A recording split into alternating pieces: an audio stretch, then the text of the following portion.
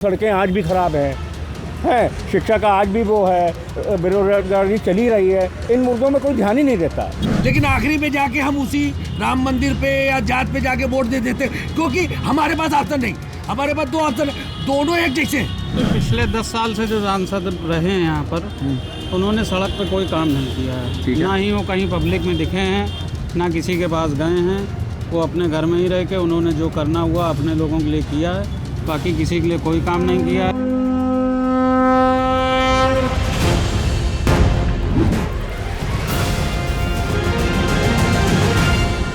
नमस्कार, मैं प्रभास और हिंदुस्तान की चुनावी यात्रा 24 का चौधरी कौन में आपका स्वागत है।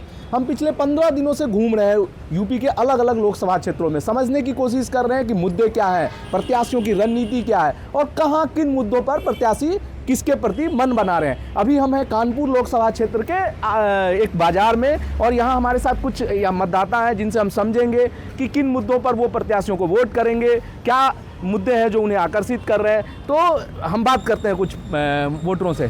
क्या नाम है सर आपका? मेरा नाम अभिमन्यु गुप्ता है, मैं व्यापारी हूँ। और इस चुनाव में हमारा मानना है कि हमारे कानपुर के जो मुख्य मुद्दे हैं, जैसे कि कानपुर की ट्रैफिक की समस्या, कानपुर की सड़कों की जो समस्या है, कानपुर में सीवल जल भराव, जो बेसिक जो मूलभूत जो हम लोग के एक सुविधाओं की समस्या हैं, उन पे बहुत ज़्यादा इस बार पब्लिक फोकस्ड है और पूरी उम्मीद है कि उन बातों पे ही इस बार मतदान होगा और जो भी जीतेगा इन हमारी समस्याओं का ज़रूर समाधान करेगा। आप बहुत सारे मुद्दे बता रहे थे कानपुर से जुड़े जो बहुत सालों से लंबित हैं। जी जी, मतलब हम लोग भी पढ़ते पढ़ते अब अधेरा अवस्था में आ गए, लेकिन वो मुद्दे सॉल्व नहीं हुए। एक नया मुद्दा आ गया है कानपुर का, प्रदूषण का। जब भी दुनिया के प्रदूषित शहरों की लिस्ट आती है तो कानपुर उसमें टॉप 10 में होता है। क्या उसकी वजह है कि इंडस्ट्री यहाँ से जाती रही? इंडस्ट्री एक समय में कानपुर 70-80 के दशक में कानपुर एक औद्योगिक केंद्र हुआ करता था। उद्योग धंधे जा रहे हैं और शहर प्रदूषित होता जा रहा है। देखिए, एक तो कानपुर में जो ट्रैफिक का है, जो एक कंजस्शन ज़्यादा है, शहर का जो बीच का हिस्सा है, यहाँ गाड़ियाँ बहुत रहती हैं और उससे एक तो पोल्यूशन तो होता ही होता है। शहर के बीचों बीच पिछले 7-8 साल से बहुत से मुख्य कंस्ट्रक्शन के काम भी चल रहे हैं, जैसे मेट्रो भी चल रहा है और भी काम चल रहे हैं। तो मैं ये एक तरफा नहीं मानता हूँ कि प्रदूषण के लिए कानपुर का कोई वातावरण में प्रॉब्लम है। प्रॉब्लम ये है कि इस वक्त टेक्निकल ऐसी प्रॉब्लम्स हैं कि आपके डेवलपमेंट के काम इतने चल रहे हैं। विकास भी यहाँ के प्रदूषण के लिए जिम्मेदार है। विकास चाहिए, पर विकास के साथ एक जो दुष्परिणाम है वो भी आ रहा है। क्या नाम है सर आपका? ऋषि अग्रवाल। ऋषि जी, क्या लग रहा है 13 तारीख को आपके यहाँ वोटिंग है, क्या मुद्दे हैं, क्या लग रहा है यहाँ के, मतलब किन मुद्दों हैं? शिक्षा का है, सड़कों का है, बेरोजगारी है, यही मुद्दे हैं। और क्या वोटर ये मुद्दे मतलब बहुत ना बुकिश लगते हैं, मतलब कई बार वोटर बोलते हैं पर अंत में वोट जो होता है वो जाति, धर्म, पार्टियां भी उसी आधार पर नहीं है। वोटर जो है बहुत सोच समझ के वोट देता है, कहता कुछ है, जब वोट देने जाता है इन सब चीज़ों सर, को मैं भी यही कह रहा हूँ, कहता विकास है, देता जाति धर्म पे है। नहीं, यहाँ पे जाति धर्म है ही नहीं। जाति तो है ना, दोनों प्रमुख पार्टियों के उम्मीदवार एक ही जाति से हैं। नहीं, वो ठीक है, लेकिन क्योंकि थोड़ी ब्राह्मण ही उनको वोट दे रहा है। नहीं, वो मान लो, लेकिन विकल्प भी नहीं है ना, जब एक ही जाति से। और शहर में सबसे बड़ी मेन पार्टी है, शहर में सबसे बड़ा वोटर वर्ग भी उसी जाति का है सर। लेकिन एक ब्राह्मण वोट से थोड़ी जीत और सही बात है हो जाएगी। भाई मुस्लिम भी वोट देगा, वैश्य भी वोट देगा और भी जात के लोग वोट देंगे, तभी तो वो जीतेंगे, कोई भी जीते। ठीक बात है सर। ये बताइए, पिछले 10 साल से भाजपा का सांसद यहाँ, कैसा रहा उनका कामकाज? ठीक रहा, लेकिन जो मेन समस्या थी जिसको अभी सब लोग चर्चा कर रहे हैं वो तो दूर नहीं हुई। सड़कें आज भी खराब हैं, शिक्षा का आज भी वो है, बेरोजगारी चली रही है। इन मुद्दों में कोई ध्यान ही नहीं देता। ऐसा आदमी चाहिए जो इन मुद्दों में ध्यान दे। अच्छा, हम लोग अभी बात कर रहे थे लोगों से, लोग कह रहे थे कि ठीक है, स्थानीय सांसद से हम नाराज हैं। हम कल से कानपुर में घूम रहे हैं। जी, स्थानीय सांसद से नाराज हैं, पर अंत में वोट हम लोग मोदी योगी को देख के दे देते हैं। ऐसा कोई और ऑप्शन भी तो नहीं है, ये भी तो आप देखिए। हमारी समस्या भाई, हाँ भाई, कोई और ऑप्शन भी तो नहीं आ रहा है। ठीक है, क्योंकि पिछले 10 सालों से कानपुर का व्यापार जिस तरह से चौपट हो रहा है, हम लोग व्यापारी हैं जी, और हमें उम्मीद थी कि बीजेपी से सांसद हुआ है तो शायद यहाँ पे कोई इंडस्ट्री चले, व्यापार बढ़े। ठीक है। खाली फ्री का राशन देके आप आदमी को बेरोजगार बना रहे हो। हाँ। राशन से पेटी आप रोजगार दो, एक इंडस्ट्री। कानपुर एक समय कॉटन का हब था, मैनचेस्टर, हमारे पुश्तों से कपड़े का व्यापार हो रहा है, उस व्यापार को एकदम चौपट कर, उसकी तरफ किसी भी सांसद विधायक किसी भी नेता का ध्यान ही नहीं है। ठीक बात है। हम लोग भी जब सातवीं लेकिन आखिरी में आके हम आपकी बात पे आ रहे हैं कि हम कहते जरूर ये हैं, लेकिन आखिरी में जाके हम उसी राम मंदिर पे या जात पे जाके वोट दे देते, क्योंकि हमारे पास ऑप्शन नहीं, हमारे पास 2 ऑप्शन है, दोनों एक जैसे हैं। मैं आप जो ने कहा ना कानपुर हब था, हम लोग भी 9वीं 10वीं में जब भूगोल पढ़ते थे तो हम लोग कारण लिखते थे कि कानपुर को पूरब का मैनचेस्टर, सांसद कॉटन इंडस्ट्रीज, कानपुर को पूरब का मैनचेस्टर क्यों कहा जाता है? क्या स्थिति है उन उद्योग धंधों की? पूरी तरह से जीरो। उसके बाद एक चमड़ा उद्योग बचा था, वो भी पोल्यूशन के चक्कर में बंद हो गया, उससे भी व्यापार खत्म हो गया। ठीक है। तीसरा कानपुर का इंडस्ट्रियल एरिया था दादा नगर, उसमें आज की तारीख में एक इंडस्ट्री नहीं।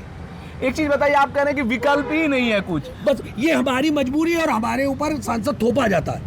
हम ये खुल के कहेंगे, हम बीजेपी को वोट देंगे, देते रहे हैं, देंगे, हमारे पास कोई ऑप्शन नहीं, लेकिन हमारे ऊपर सांसद थोपा जाता है। सांसद उस टाइप का नहीं आता है कि जो खुद काम करे, वो मोदी योगी के नाम पे वोट तो ले लेता है, खुद बैठ जाता है 5 साल सो के। ये आप जो पचौरी जी की है जो नाराजगी यही है कि उसके बाद सड़कों में नहीं दिखे। हम श्रीप्रकाश जी को कभी वोट नहीं दिए, लेकिन श्रीप्रकाश जी के बाद शायद किसी ने कानपुर के लिए कुछ नहीं किया। अच्छा एक चीज बताइए, श्रीप्रकाश जी आप कह रहे हैं कि कानपुर के लिए कुछ किए, जो कांग्रेस सांसद थे 2014 हमने वोट उनको नहीं दिया। ठीक बात है, मैं आता हूँ 2014 तक। तो अभी ऐसा क्या कारण है कि आप लोग कांग्रेस को मौका नहीं देना चाहते हैं? कह रहे हैं कि प्रत्याशी से नाराजगी है, अभी जो पिछले सांसद से नाराजगी थी, मौजूदा जो प्रत्याशी है भाजपा के वो बाहरी हैं, सब लोग कहते हैं, लेकिन वोट बीजेपी को देंगे। आके वो दिल्ली हमारे दिमाग में दिखा दिया जाता है कि दिल्ली में हमें दिल्ली पहुंचाना है तो शायद हिंदू सुरक्षित हो जाए। अच्छा, मतलब मैं यही बात कह रहा था, जाति धर्म कहीं ना कहीं आखिरी अल्टीमेटली वो आके। लेकिन राहुल गांधी कांग्रेस का घोषणा पत्र आया, राहुल गांधी कह रहे हैं कि हम 1 लाख रुपए सालाना महिलाओं को देंगे। इतने अच्छे आकर्षक वादे हैं उनमें, क्यों आप लोग मौका नहीं देना चाहते कांग्रेस को? मौका देना चाहते हैं कि जब 60 साल दिया तब न कर पाए तो अब न कर पाएंगे। अच्छा, 60 साल में नहीं कर पाए तो अब क्या कर पाएंगे, जब इनके पास सब कुछ था। ठीक है, शायद आपका तब मीडिया में नहीं था, ये सब कुछ कर सकते थे, तब नहीं किया। ठीक है, मतलब ये कह रहे हैं कांग्रेस का जो पुराना अपराध है उसको माफ करने के लिए ये तैयार नहीं है। बात नहीं है, कांग्रेस का अपना वजह नहीं है। हाँ। सब मिली जुली सरकार है। पहले कांग्रेस अकेले लड़ती थी, कंपटीशन में रहती थी, अब उसका कोई कंपटीशन नहीं है। अब केवल एक बीजेपी है, बीजेपी जो कंपटीशन हर आदमी करने को तैयार है और वो आपस में मिल गए उसके लिए। लेकिन उस टूटी फूटी सरकार बनने से हर बार यही होगा, आज सरकार टूटी कल टूटी। मतलब आप लोग पूर्ण बहुमत की सरकार, पूर्ण बहुमत की सरकार चाहते हैं, इसलिए और मजबूरी देना। बाकी तो उद्योग धंधे तो कानपुर में इतनी फैक्ट्रियां थी, आज भी चालू होंगे, प्राइवेट को बेच दिया जाए, लाखों आदमियों को रोजगार मिल जाएगा।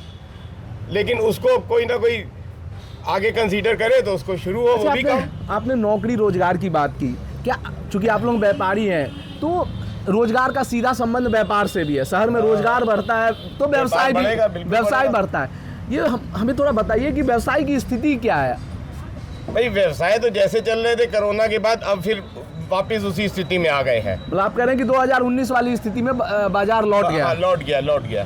मतलब धंधा, लेकिन हाँ। थोड़ा सा ऑनलाइन पे सरकार को और ध्यान देना चाहिए। जो ऑनलाइन जो है उससे व्यापार कुछ उससे कम हुआ है, प्रभावित हुआ है, रेटों के मामले में प्रभावित हुआ है। ऑनलाइन वाले डुप्लीकेट और बहुत सस्ता करके माल बेचते हैं, जिसका लोगों को ज्ञान नहीं है। लेकिन इसमें ग्राहकों का एक पक्ष होता है कि ऑनलाइन पर हमें सस्ता मिलता है, रिटेल वाले जो दुकानदार हैं वो छूट नहीं देते थे, उनको डुप्लीकेट मिलता है, उनको वो भी असली लगता है, तो इसलिए वो ऑनलाइन मंगाते हैं। और आदमी के पास टाइम नहीं है इतना कि जाके दुकानों में सामान खरीदे। नौकरी कर रहा है, खाना बनाने के लिए तो उनके पास टाइम नहीं है। तो इसमें आप लोग क्या चाहते हैं, सरकार क्या करे आप लोगों को? जो जैसे फ्लिपकार्ट, अमेजोन जैसी कंपनियां हैं, इन पे कुछ रोक लगानी चाहिए, और कुछ लिमिट करनी चाहिए इनके ऊपर। टैक्स लगा दें, लिमिट कर दें। वो बिना जीएसटी के सब माल बेच रहे हैं बाजारों में, बिना पर्चों के। नहीं पर्चे, ये एग्री नहीं करूंगा। पर्ची रिसीट बनती है हर, आप बिना कंज्यूमर को नहीं मिलती, कंज्यूमर को भी मिलती है, कंज्यूमर को भी लगा रहता है पैकेट के ऊपर, पैकेट के साथ रसीद होती है। रिटेल दुकानदार बिना रसीद के बेच सकता है, अमेजोन बिना रसीद के, या कोई भी ऑनलाइन कंपनियां बिना रसीद के नहीं बेच सकती है। उनसे बाजारों में तो अंतर पड़ता ही है ना। ठीक बात है। क्या नाम है सर? सरफराज अहमद। सरफराज जी किसी पार्टी से तो नहीं जुड़े हैं? जी नहीं। अच्छा, व्यापार क्या व्यापार करते हैं? सर मेरी जो है बाइक की अपनी दुकान है, शॉप है जो कि मैं चलाता हूँ। लेकिन बाइक रिपेयरिंग की शॉप है या बाइक रिपेयरिंग की? अच्छा बताइए। जी, जब से ये सरकार आई है हर एक व्यक्ति व्यापार से जो जुड़ा हुआ है, हर एक व्यक्ति परेशान है, त्रस्त है।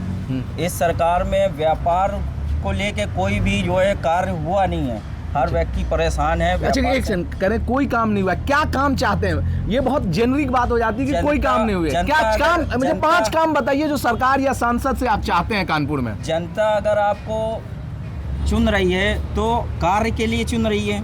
सर मैं कह रहा हूँ 5 काम बताइए कि जो आप सरकार से 5 चाहते हैं। काम जैसे, एक तो व्यापार हमारा ठप है, व्यापार कोई बढ़ा नहीं है। दूसरा सड़कों की व्यवस्था जो है वो भी। तीसरा जो अस्पतालें हैं, आप ये मान लीजिए पुलिस कोई भी काम वो होता है तो आप अगर फ़ोन करें तो पुलिस देर में आती ही नहीं है। अगर और किसी चीज़ को लेके करा जाए तो वो भी नहीं है यहाँ पे।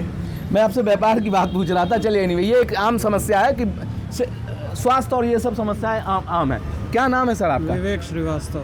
विवेक जी, 13 तारीख को आपके यहाँ वोटिंग है, सभी प्रमुख प्रत्याशी पार्टियों ने प्रत्याशियों की घोषणा कर दी है। क्या है, मतलब आपको क्या लग रहा है कि प्रत्याशियों के आधार पर आपको क्या लग रहा है, किस पार्टी के, मतलब क्या मुद्दे हैं, किस पार्टी के साथ आप जाते हुए? दरअसल पिछले 10 साल से जो सांसद रहे हैं यहाँ पर, उन्होंने सड़क पर कोई काम नहीं किया है। ना ही वो कहीं पब्लिक में दिखे हैं, ना किसी के पास गए हैं। वो अपने घर में ही रह के उन्होंने जो करना हुआ अपने लोगों के लिए किया है, बाकी किसी के लिए कोई काम नहीं किया है। जबकि मिल कारखाने 10 साल से चल रहा है कि चालू कराएंगे, हमारी जेके कॉटन वगैरह ये सब मिले हैं, ये सब बंद पड़ी हैं। रेलवे क्रॉसिंग हटाने का 10 साल से चल रहा है कि वो उसके ऊपर फ्लाईओवर बना। कहाँ वाला क्रॉसिंग, बिठूर वाला या ये गुमटी वाला, गुमटी लाइन वाला? वो भी सब लटका है। हर बार पल्लू भाव ने वो दे दिए जाते हैं कि इस बार पास हो गया आपकी बन जाएगा। इस शहर में इतना जाम है जिसका कोई नहीं। जाम तो है, वो तो 2 दिन से हम भी अनुभव कर रहे हैं। हाँ, यही सब मुद्दे हैं बाकी। अच्छा, प्रत्याशी जो एक भाजपा के जो अंदर खाने भाजपा के छोटे नेताओं से हमारी बात हुई, कई नेताओं से, उनका कहना था कि और शहर के भी कई लोगों ने कहा कि प्रत्याशी बाहर से आ गया। हमारे साथ भी यही है कि उनका नाम अज्ञात अवस्थी है। अच्छा, आप रमेश अवस्थी जी की बात कर रहे हैं? हाँ, तो अज्ञात अवस्थी नाम है क्योंकि उनको कोई जानता है नहीं शहर में। लेकिन जब हम बात कर रहे हैं ना वोटरों से, कह रहे हैं जानते नहीं है वोट तो, लेकिन हम मोदी योगी के नाम पर उन्हीं को दें। अब वो उनकी मजबूरी होगी, सबकी नहीं हो सकती। आप जब वोट डालने जाएंगे तो क्या, किन मुद्दों पर वोट डालेंगे? जब आप 13 तारीख को शहर का विकास हो, शहर में कम से कम सांसद सड़क पे दिखे, लोगों की सुने, उनका काम करे। पिछले 10 साल से तो सांसद सड़क पे कभी दिखे नहीं। पिछले 10 साल से सांसद दिखे नहीं। कांग्रेस के प्रत्याशी हैं आलोक मिश्रा जी, उनके वो यहाँ के स्थानीय निवासी भी हैं, यहाँ के व्यवसायी हैं, स्कूल। वो पहले भी दिखते थे, अब भी दिखते हैं और आगे भी दिखेंगे। बाकी अब ये वोटरों के ऊपर है कि वो क्या करते हैं। अच्छा चलिए ठीक है। क्या नाम है सर आपका? काले खां। काले खां जी, क्या मुद्दे हैं आपके लिए, क्या मुद्दे हैं? जब आप मुद्दे यही हैं कि घर में खाने से तो काम चलेगा नहीं। हाँ। भाई खाना मोदी जी दे देंगे तो कपड़े कौन ला के देगा? अच्छा, कपड़े भी चाहिए फ्री में? कपड़े भी चाहिए, जो अच्छा। कपड़े के लिए काम करना पड़ेगा। अच्छा, जब काम करना मिलेगा नहीं तो उसके लिए पब्लिक क्या करेगी? राहुल जी कह रहे हैं कि हम हर घर में 1 लाख। राहुल जी, सुन लीजिए मेरा सवाल, हर घर में 1 लाख रुपए देंगे तो उसके देने से पूरा नहीं हो जाएगा सर। जब तक आदमी काम नहीं करेगा तो उसके देने से पूरा नहीं हो जाएगा। मतलब 8,500 रुपया के अलावा भी और भी चाहिए? एक बार दे देंगे, उसको बैठ के खाएंगे। जैसे अंग्रेजों की गुलामी कर रहे थे, बाद में इनकी गुलामी करनी पड़ेगी। तो सारी बाद में इनकी गुलामी करनी पड़ेगी। सारी पार्टियां जो हैं वो जो चुनावी घोषणाएं होते हैं इस तरह की मुफ्त की रेवड़ी की तरफ बढ़ रहे हैं। नहीं तो उसमें नहीं भागना चाहिए आदमी को। हाँ, उस पर नहीं भागना चाहिए, काम देखना चाहिए। आप जैसे मंदिर बना रहे हैं, मस्जिद बना रहे हैं, ये बना रहे हैं, उसकी जगह आप जो है रोजगार बनाइए, फैक्ट्री बनाइए सब। लेकिन सरकारों का तर्क ये होता है कि जो हम मंदिर बनाए हैं, और आंकड़े भी उसके पक्ष में थोड़ी बहुत गवाही देते हैं, जो हम काशी विश्वनाथ में मंदिर बनाए, अयोध्या में मंदिर बनाए, उससे वहाँ पे रोजगार का सृजन हुआ है, बहुत सारे लोगों को काम धंधा मिला है, टूरिस्ट आ रहे हैं, रिकॉर्ड संख्या में। कहाँ मिल जाता है उसमें? भाई आप कह रहे रोजगार मिला है, वो फूल और ये प्रसाद बेचने के लिए दुकानें जब हटाने लगते हैं तो उसमें कहाँ मिल जाएगा? उनको भी उसमें भी पैसा चाहिए भाई, उसमें भी उनको पैसा चाहिए। ऐसा तो नहीं पैसा नहीं चाहिए।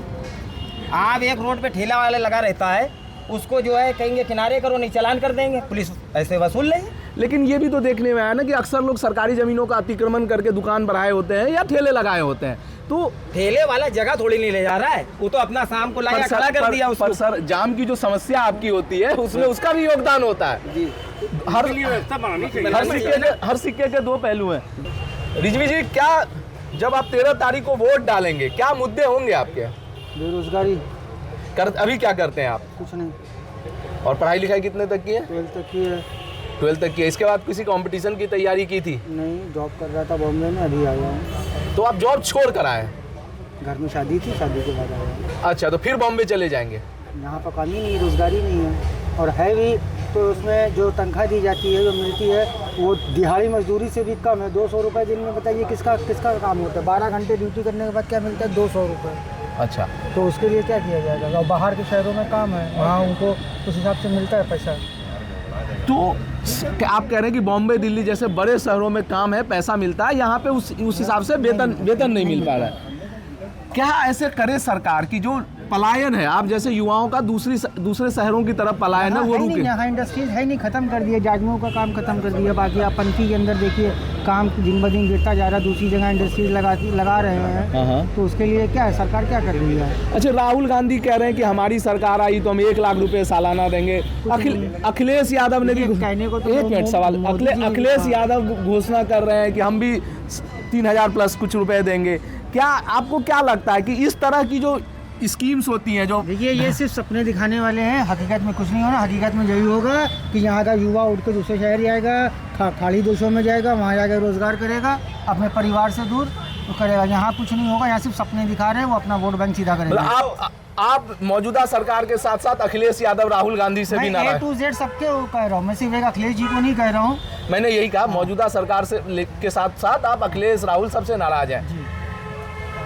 अब ये बताइए कि आपको विकल्प क्या समझ में आता है जब आप चारों तरफ निराशा है? आपके हिसाब से क्या विकल्प है? जैसे कानपुर जैसे शहर जो कभी औद्योगिक केंद्र रहे थे, क्या उसका विकल्प क्या है? क्या यहाँ होगी? सुविधाएं नहीं मिल रही हैं यहाँ पर। अगर हम किसी उद्योग को लगाना चाहते हैं तो उसके लिए इतनी कार्रवाई कर दी जाती है और नीचे से लेकर ऊपर तक इतना देना पड़ जाता है कि उससे अच्छा बेहतर होता है कि आदमी हम बाहर जाके वो काम कर ले तो जल्दी होता है। चलिए, आप लाल फीताशाही और शायद भ्रष्टाचार की बात कर रहे हैं, तो ये कानपुर शहर के कुछ वोटर्स हैं, उनका मानना है कि कानपुर एक समय में, मानना नहीं है, सब जानते हैं कि कानपुर एक समय में औद्योगिक केंद्र था।